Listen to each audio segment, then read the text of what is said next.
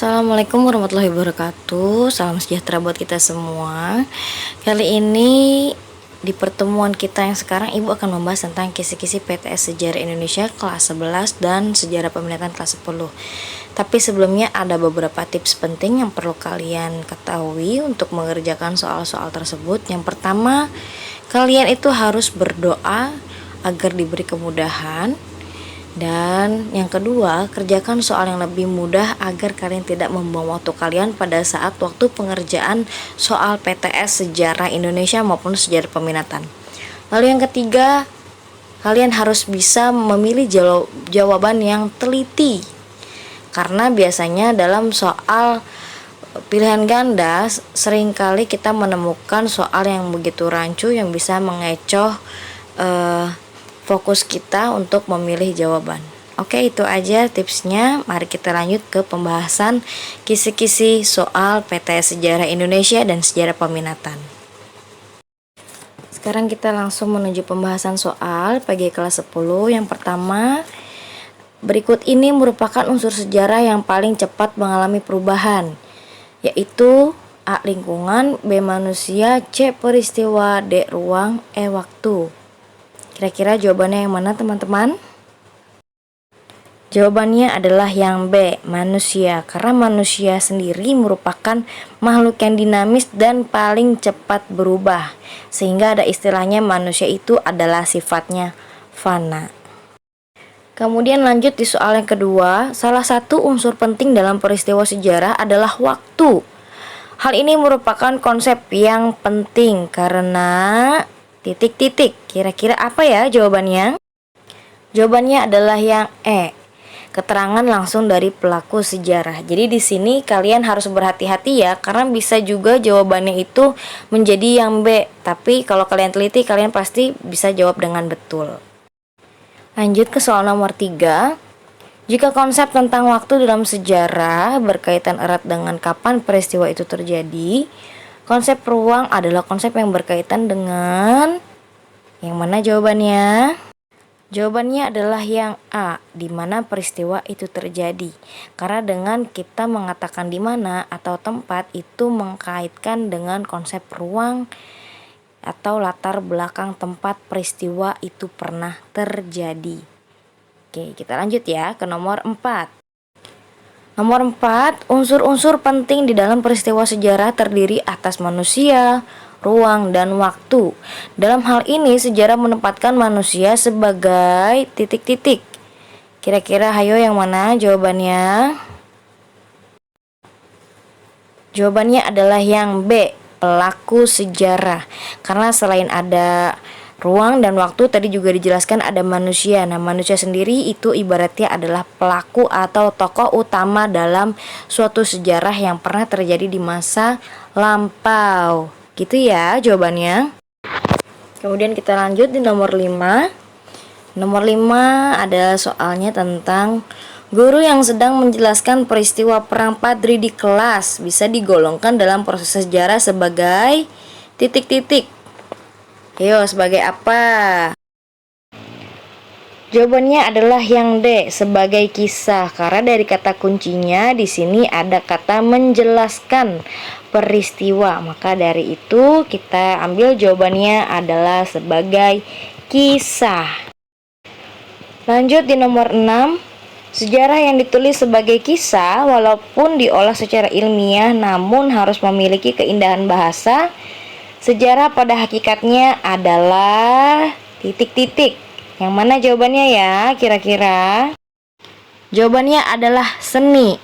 Nah, di sini kita bisa perhatikan ada kata keindahan bahasa. Keindahan bahasa merupakan bagian dari seni itu sendiri. Lanjut di nomor 8, ada soal. Seorang guru sejarah sedang menjelaskan peristiwa tragedi Trisakti Mei 1998 di kelas. Hal tersebut dapat digolongkan dalam contoh proses sejarah sebagai titik-titik. Jawabannya yang mana ya? Jawabannya adalah yang E, sebagai kisah. Ini sama seperti soal yang sebelumnya. Untuk sejarah sebagai kisah ini kita bisa garis bawahkan intinya dari kata menjelaskan. Jadi seperti itu ya anak-anak, biar kalian tidak keliru dan lebih paham sejarah sebagai kisah.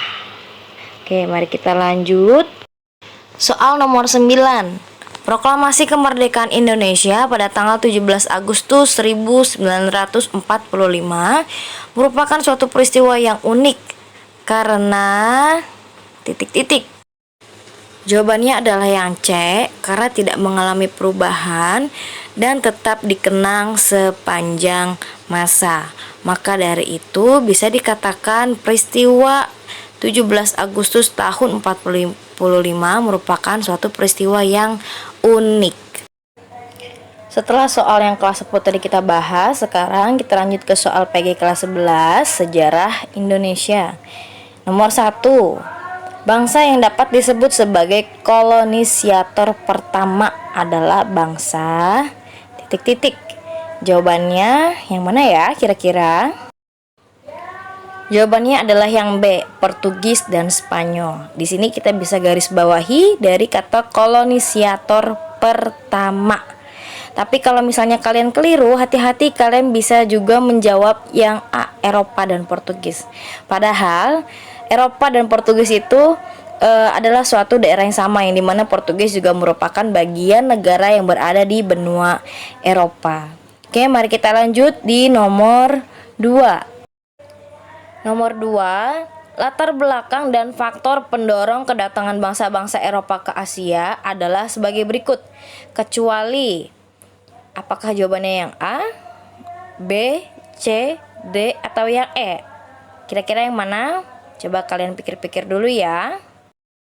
Jawabannya adalah yang D ya. Penemuan mesin uap oleh James Watt. Nah, di sini bisa kita garis bawahi kata kecuali pada soalnya. Yang kecuali itu artinya yang bukan bagian dari latar belakang dan faktor pendorong kedatangan bangsa Eropa ke Asia.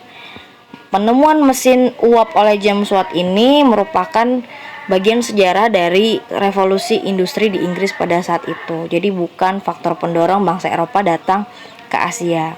Oke, kita lanjut soal berikutnya. Soal nomor 3. Bangsa Portugis pertama kali mendarat di Indonesia di daerah A, Banten, B, Jakarta, C, Surabaya, D, Maluku, E, Malaka. Jawabannya yang benar yang mana? Ayo silakan kalian pilih dulu. Jawabannya adalah yang mana kira-kira? Ayo. Yang D, Maluku, karena bangsa Portugis ya, bukan Belanda. Ingat, kita juga garis bawahi di Indonesia. Nah, kalau misalnya Malaka itu bukan daerah Indonesia, melainkan bagian dari negara Malaysia. Oke, kita lanjut soal berikutnya, nomor 4. Penyerahan kekuasaan Belanda kepada Inggris dituangkan dalam perjanjian A, Bonggaya, B, Tordesillas, C, Renville, D, Rumroyen, atau E, Tuntang. Mana jawaban yang betul? Silakan kalian pilih terlebih dahulu. Jawabannya adalah yang E, perjanjian Tuntang. Jadi memang pada saat itu Belanda merupakan negara jajahannya Prancis, dan Prancis juga merupakan negara jajahannya Inggris. Dan pada saat itu juga pernah terjadi perang antara Inggris dengan Prancis, sehingga Prancis mengalami kekalahan. Maka dari itu aset-aset tanah jajahannya Prancis seperti Belanda dan juga memiliki tanah jajahan di Indonesia diambil oleh Inggris pada masa Gubernur Jenderal Sir Stamford Raffles. Kalian nanti bisa baca lebih lanjutnya. Oke, kita lanjut lagi ke soal nomor 5. Lanjut soal nomor 5. Secara resmi sistem tanah paksa dihapus pada tahun A, 1870, B, 1880, C, 1890, D, 1889, atau E, 1887. Mana jawabannya yang betul? Silakan kalian pikir lebih dahulu. Jawabannya adalah yang A, 1870. Karena setelah tanah paksa dihapus, resmi diganti menjadi sistem ekonomi liberal. Selanjutnya ke nomor 6. Sistem tanam paksa terjadi pada masa pemerintahan A. Cornelis de Houtman, B. J.P. Koen, C. Daendels, D. Raffles, E. Van den Bosch. Silakan kalian pilih jawabannya terlebih dahulu. Jawabannya adalah yang Van den Bosch ya. Selebihnya seperti Cornelis de Houtman, J.P. Koen, dan Daendels itu bukan tanam paksa. Tapi kalau misalnya zaman Daendels itu sudah melakukan sistem kerja pada masa Belanda, tapi dia digaji, sistemnya seperti itu. Kemudian kalau yang jawaban Raffles itu salah banget ya, karena Raffles itu bukan orang Belanda, dia adalah orang Inggris yang menerapkan sistem pajak tanah. Mari kita lanjut lagi soal nomor 7. Nomor 7, Kongsi Dagang Hindia Timur EIC merupakan kongsi dagang milik A. Inggris, B. Prancis, C. Portugis, D. Belanda, atau E. Spanyol. Mana jawabannya yang betul? Silakan kalian pilih dulu. Jawabannya adalah yang A. Milik Inggris. Di sini kita garis bawahi dari kata EIC atau East India Company merupakan sebuah perusahaan dagang milik Inggris di era merkantilisme Eropa. Kalau misal jawabannya VOC itu adalah milik Belanda, salah ya. Jawabannya yang betul adalah A, milik Inggris. Mari kita lanjut di nomor 8. Hak VOC untuk menebang tanaman rempah-rempah di Maluku adalah A. Honggi, B. Kontingenten, C. Penulis sanksi, D. Hak ekstirpasi, atau E. Hak oktroy. Silahkan kalian pilih dulu mana jawaban yang betul. Jawaban yang betul adalah D. Hak ekstirpasi. Hak ekstirpasi ini merupakan hak yang bermakna membabat tumbuhan hingga habis, menebang hutan seperti yang pernah dilakukan VOC terhadap tanaman rempah-rempah di Maluku, yang mereka lakukan dengan tujuan membatasi produksi rempah-rempah agar harga jualnya tetap tinggi. Jadi di sini bisa kita lihat adanya nilai ekonomi. Oke, sekian dari Ibu pembahasan mengenai kisi-kisi PTS Sejarah Indonesia kelas 11 dan Sejarah Peminatan kelas 10. Terima kasih sudah menyimak. Mohon maaf apabila ada kekurangan. Salam sejahtera buat kita semua. Selamat belajar. Wassalamualaikum warahmatullahi wabarakatuh.